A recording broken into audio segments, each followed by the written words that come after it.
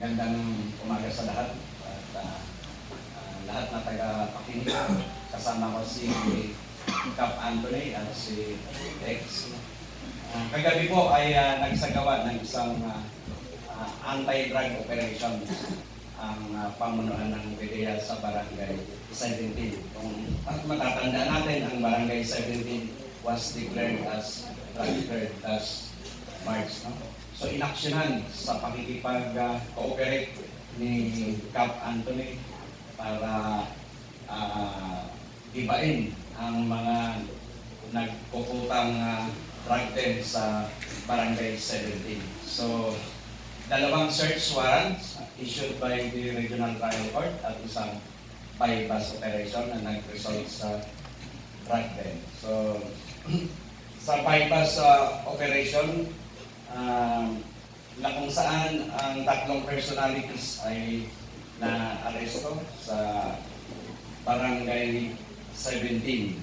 Si Joven Aligo, na isa rin kilalang drug den maintainer, at si Romeo Madera, na isang pusher, visitor, at si Robert Talibas Angeles, na isa rin visitor.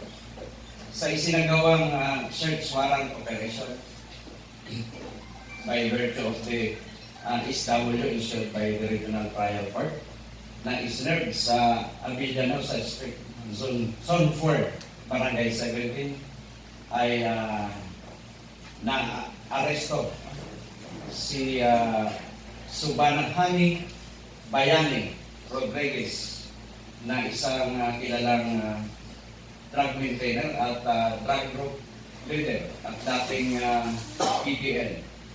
Kasama niyang na-aresto ay si Vede Yongko, na isang maintainer din at pusher. At si Mark Anthony Bertoldazo, isang visitor.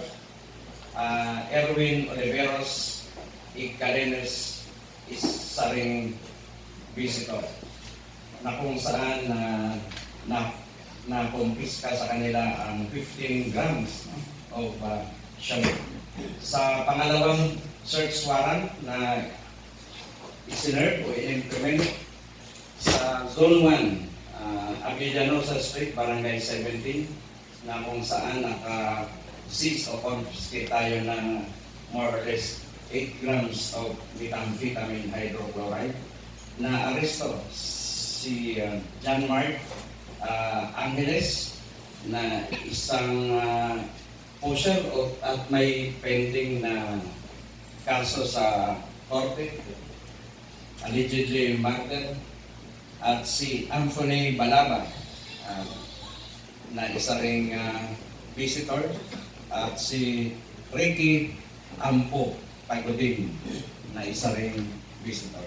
So more or less, sa isinagawang anti-drug operations ay sa bypass operation ay naka-seize o confiscate tayo ng 12 grams of shabu, na kung pipresyon natin ay nasa 81,000 ng 12 grams.